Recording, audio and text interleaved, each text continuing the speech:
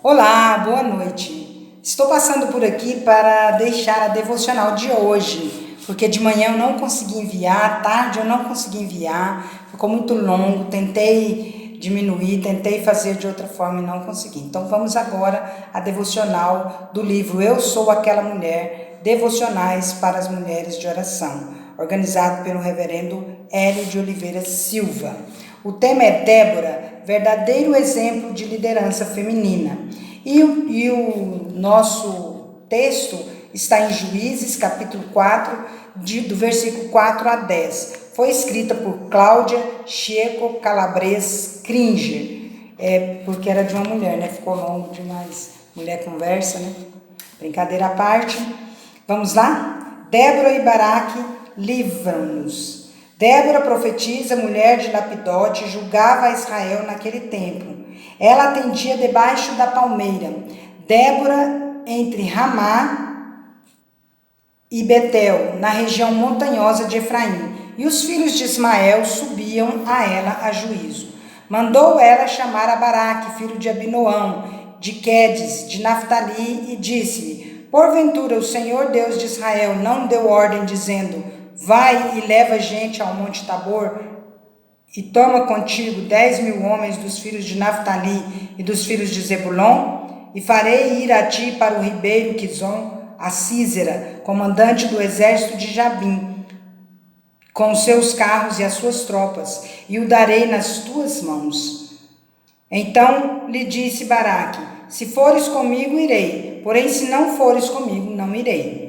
Ela respondeu: certamente irei contigo, porém não será tua a honra da investida que empreendes, pois às mãos de uma mulher o Senhor entregará a Sísera. E saiu Débora e se foi com Baraque para Quedes. Então Baraque convocou a Zebulon e a Naftali em Quedes, e com eles subiram 10.000 homens, e Débora também subiu com ele. A história do povo de Deus no Antigo Testamento sempre foi marcada por altos e baixos espirituais. Mesmo depois de testemunharem os milagres de Deus no Egito e no deserto e de tomarem posse da terra prometida, os israelitas escolheram assumir um estilo de vida destrutivo e ofensivo ao Senhor. Essa atitude deliberada foi registrada no livro de Juízes, como um ciclo crescente de rebeldia que começou pelo casamento com mulheres não israelitas. A desobediência obstinada contra o Senhor demandou a justa punição divina em forma de opressão das nações que habitavam Canaã. Juízes 3, de 1 a 6. Os enclaves israelitas sofriam oprimidos pelos inimigos por várias décadas. Mas Deus, em sua misericórdia, atendendo ao seu clamor, levantava um líder regional para libertá-los e auxiliá-los ao retorno à comunhão com o Senhor e, novamente, desfrutarem do shalom, a paz, a estabilidade conforme prometida na aliança. Juízes 3, de 7 a 9. Em Juízes 4, encontramos uma narrativa diferente na realidade da comunidade de Israel. Essa distinção é relevante e vale a pena observá-la, pelos princípios preciosos de liderança que apresenta. Em nossos dias, nós, mulheres, temos sido pressionadas cada vez mais a aceitarmos posições de destaque e visibilidade na família, na sociedade e, em especial, na Igreja de Deus. Mulheres talentosas, inteligentes e competentes mais e mais têm assumido postos de influência. Se comparada às nebulosas e triste situação feminina na Idade Média, podemos pensar ser esta consideração um grande avanço para as mulheres cristãs em geral. E realmente é.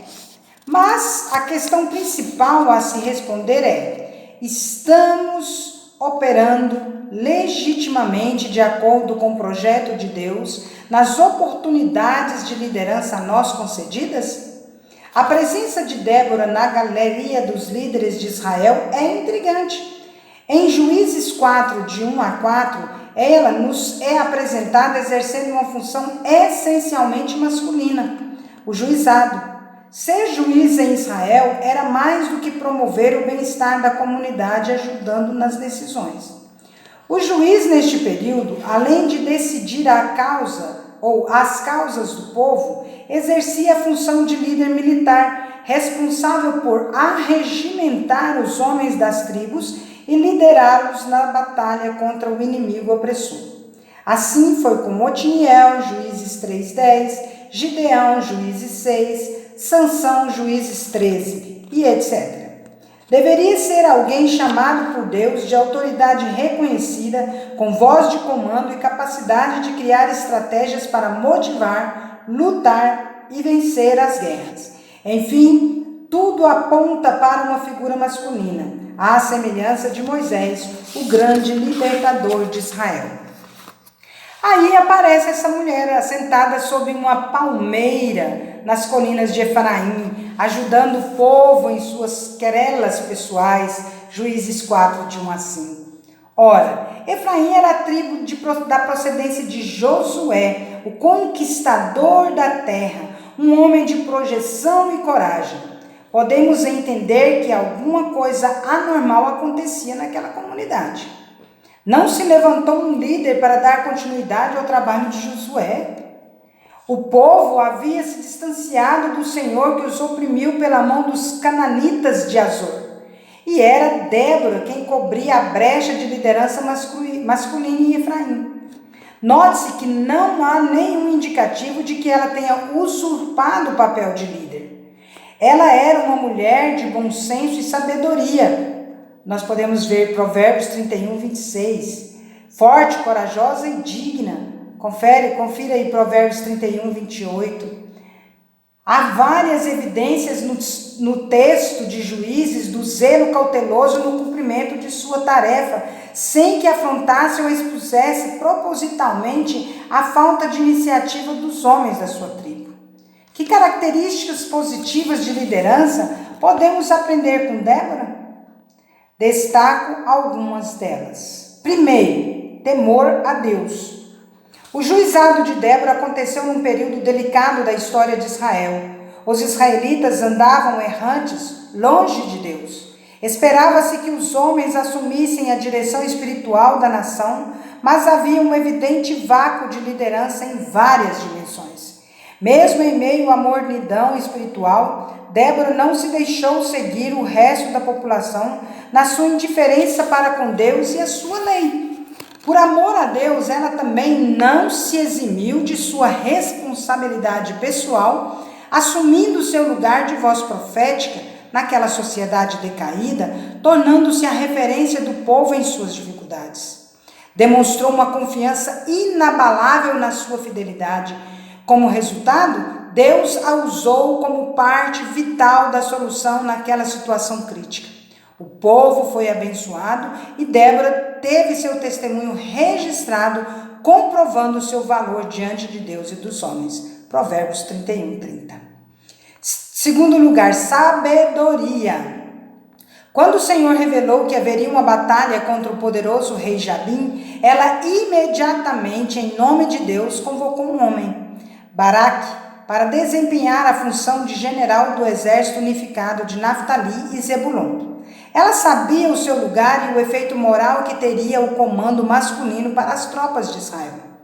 Mesmo com a atitude temerosa de Baraque diante do desafio de Deus, Juízes 4:8, que podemos entender como um exemplo da fraqueza masculina da época, ela não cedeu à tentação de assumir um papel que não lhe cabia. Débora não usurpou e nem esfregou sua condição de mulher importante no rosto dos efraimitas. Ela desempenhou com humildade e discrição seu papel na comunidade e foi abençoada por Deus por isso. Terceiro, discrição. Débora atendia a população debaixo de uma palmeira, um lugar neutro, e não na porta da cidade Ramal Betel, como era costume das autoridades da época. Provérbios 31, 23. Dessa forma, ela exercia sua influência social de forma marcante, mas suave, sem comprometer a característica feminina. Provérbios 31, 10. Integridade, em quarto lugar.